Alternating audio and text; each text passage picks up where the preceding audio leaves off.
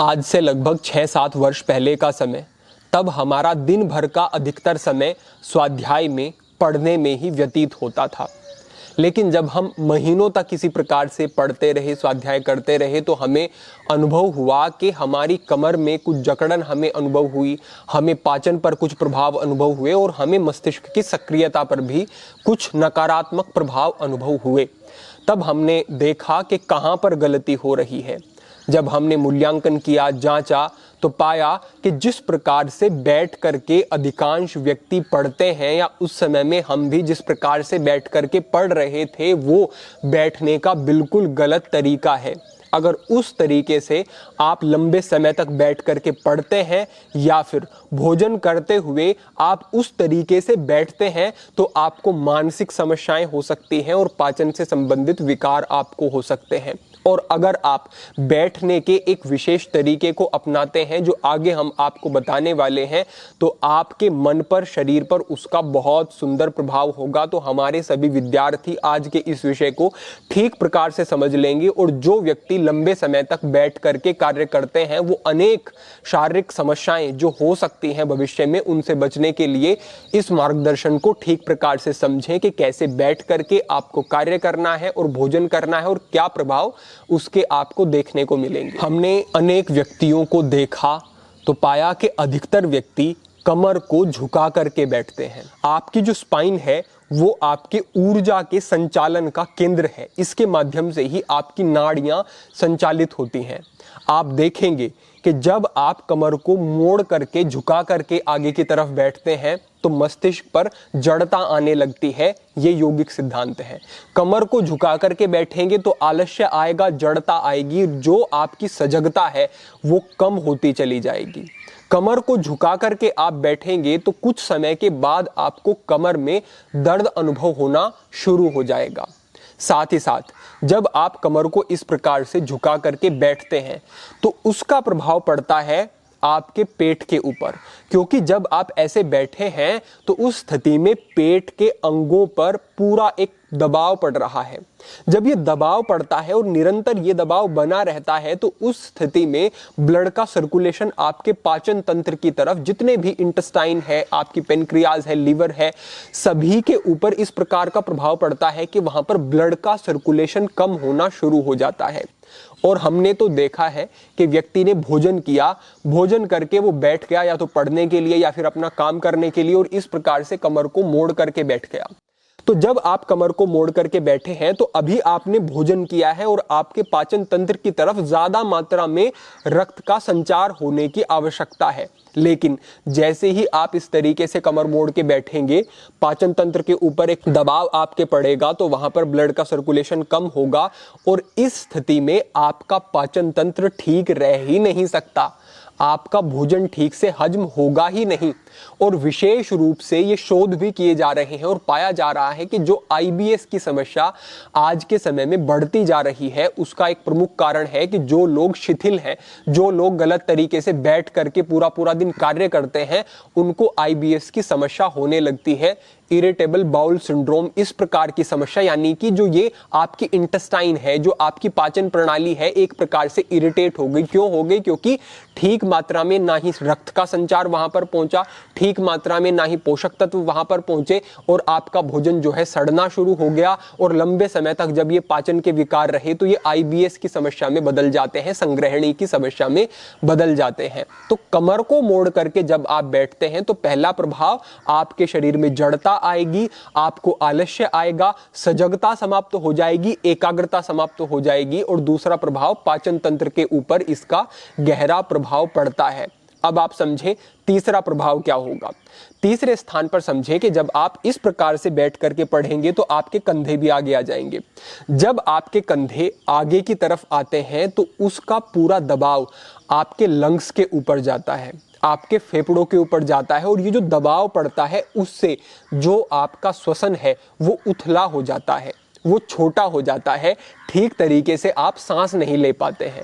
जब आपकी सांस छोटी हो जाएगी तो सीधा सा क्या मतलब है कि आपके शरीर में जो ऑक्सीजन की मात्रा है वो भी कम कम और कम होती चली जाएगी, क्योंकि सांस छोटी है, सांस उथली है। और जब आप पढ़ रहे होते हैं या फिर आप मस्तिष्क से संबंधित कोई भी कार्य कर रहे होते हैं, उस समय पर आपके मस्तिष्क को ज्यादा मात्रा में ऑक्सीजन की जरूरत होती है। आपको यह भी निश्चित रूप से पता ही होगा कि मस्तिष्क आपका आपके शरीर के दूसरे अंगों की तुलना में बहुत अधिक ऑक्सीजन प्राणवायु लेता है। और जब आप मस्तिष्क से संबंधित कोई कार्य कर रहे हैं तो उस स्थिति में तो आपके दिमाग की तरफ ऑक्सीजन का प्रवाह जितना ज्यादा होगा उतना ही आपके लिए ये अच्छा होगा। और तभी आप इस तरीके से झुका करके कंधों को छाती के ऊपर दबाव बना करके छोटी सांस लेते हुए अगर पढ़ रहे हैं तो थोड़ी देर में ही आपके मस्तिष्क की क्रिया क्षमता घटनी शुरू हो जाएगी, आपकी सजगता घटनी शुरू हो जाएगी। आप एक चीज को बार बार पढ़ोगे, वो याद नहीं होगी आपको ठीक से। आप एक बार याद भी कर लोगे तो मेमोरी लॉस की समस्या होनी शुरू हो सकती है। और जब समय पर आपको उसकी आवश्यकता है, परीक्षा में वो आपको याद नहीं आएगा, क्योंकि आपके मस्तिष्क ने उस समय पर जब आप पढ़ रहे थे ठीक से कार्य ही नहीं किया। क्यों कार्य नहीं किया? क्योंकि आपके बैठने की जो स्थिति थी वो ठीक नहीं थी, उसकी वजह से ऐसे प्रभाव आ रहे थे। हमने खुद अपने ऊपर इन चीजों को अनुभव किया और ये पाया कि ये छोटा सा बदलाव बहुत सारे बदलाव लेकर के आ सकता है। तो आपको सबसे पहले क्या करना है? आपको कमर को सीधा करना है। दूसरा क्या करना है? कंधों को इस प्रकार से पीछे आपको रखना है।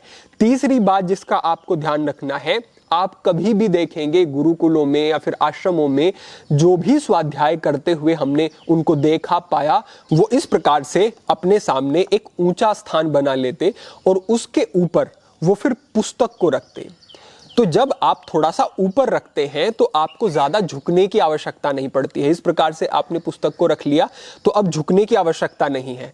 अब आप सीधा बैठ करके थोड़ा सा अपनी गर्दन को नीचे झुका करके आराम से पढ़ सकते हैं। इस प्रकार से पढ़ते हैं तो आपकी एकाग्रता, सजगता और किसी भी विषय को याद रखने की, उसे समझने की जो आपकी क्षमता है वो बढ़ जाएगी। एक चीज का और आपको ध्यान रखना है कि आपको सजगता पूर्वक, जैसे आप आधे घंटे तक पढ़े हैं, 1 घंटे तक पढ़े हैं, तो बीच में रुक जाएंगे, सीधे बैठेंगे और उसके बाद आप गहरी सांस लेना शुरू करेंगे। सांसों पर ध्यान रखेंगे। सांस अंदर जा रही है तो पेट को आप बाहर लेकर के आएंगे और सांस ये धीमा होना चाहिए। ये धीमा सांस रखेंगे तो आपका पैरासिम्पैथेटिक नर्वस सिस्टम एक्टिव होगा और इससे आपको एक विश्रांति मिलेगी, एक ऐसी सजगता मिलेगी कि आप दोबारा जब पढ़ेंगे तो आप बहुत एकाग्र अनुभव करेंगे। तो आपको हर एक आधे घंटे के बाद या फिर हर एक घंटे के बाद आपको सीधा बैठना है कमर सीधी करके और आपको इस तरीके का श्वसन करना शुरू करना है। यहां तक का विषय आपने समझ लिया। अब एक और यौगिक सिद्धांत को हम समझ लेते हैं जो कि अत्यंत महत्वपूर्ण है। आपको किस आसन में बैठ करके पढ़ना है ये भी आप ठीक प्रकार से समझ लें। आपको सिद्धासन में बैठ करके या फिर अर्ध पद्मासन में बैठ करके पढ़ना है। इसका प्रभाव क्या होता है? जब हम सिद्धासन में बैठते हैं तो हमारा जो बायां पैर है वो पीछे जाकर के हमारे मूलाधार चक्र से स्पर्श होता है। हमारा मूलाधार चक्र क्या है? ये तमोगुण का केंद्र है।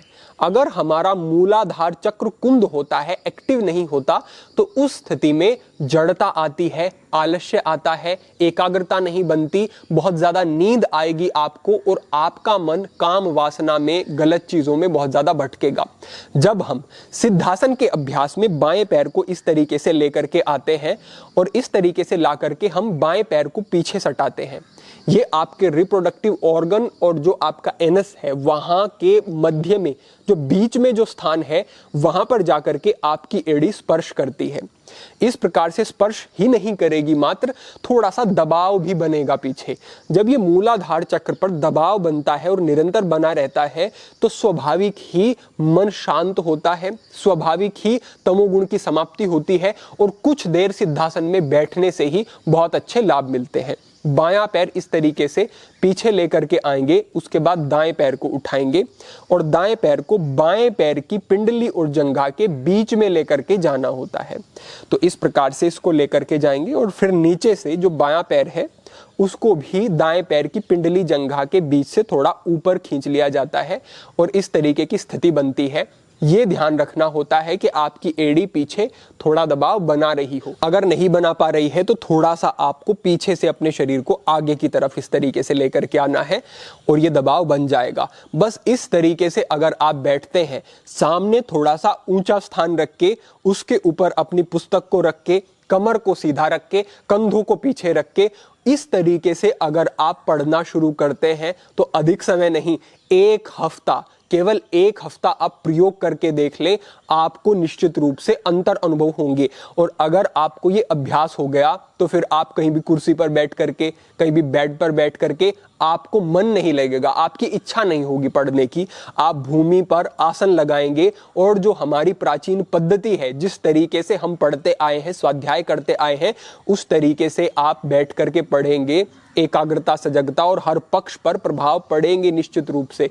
इस तरीके से बैठना है। अगर इस प्रकार से नहीं बैठ पा रहे हैं शुरुआती समय में तो ऊपर वाले पैर को नीचे इस प्रकार से रख लें और नीचे वाले पैर को पीछे सटाएं और फिर जो आपका दायां पैर है उसको बाएं पैर के ऊपर इस प्रकार से रख लेंगे। कुछ समय तक ऐसे भी बैठा जा सकता है। इस तरीके से बैठते हैं, आप कमर को सीधा रखते हैं तो बहुत अच्छा रहेगा। आप समझें कि जब आप इस तरीके से बैठ करके स्वाध्याय करना शुरू करते हैं तो आपकी जो कमर है वो सहज सीधी रहेगी। अगर आप सुखासन में बैठते हैं तो कमर पर एक दबाव पड़ जाता है, लोअर बैक पर दबाव पड़ता है और धीरे धीरे कमर मुड़नी शुरू हो जाती है क्योंकि आपके पैर आगे से ऊपर उठे हुए हैं। लेकिन जब आप सिद्धासन में बैठते हैं तो ये स्थिति नहीं बनती है और आपको बहुत अच्छे लाभ मिलते हैं। तो हमारे विद्यार्थियों के लिए आज ये हमारा मार्गदर्शन था। अपेक्षा है ठीक प्रकार से ये विषय समझ आया होगा और इसका प्रयोग निश्चित रूप से करें। आप पढ़ रहे हैं या फिर दूसरा कोई कार्य कर रहे हैं, इस प्रकार से बैठ करके करने का प्रयास करें। आप देखेंगे कि आपको बहुत सुंदर लाभ मिलेंगे। जब आपका सिद्धासन सिद्ध हो जाएगा तो फिर ध्यान आदि के अभ्यास करेंगे, वो भी बहुत अच्छी प्रगति देने वाले होंगे। तो इसका आप अभ्यास करें और अपने जीवन में बदलाव देखें। सभी के लिए प्रार्थना, सभी के लिए मंगल कामना। आज के लिए इतना ही। ओम नमः शिवाय।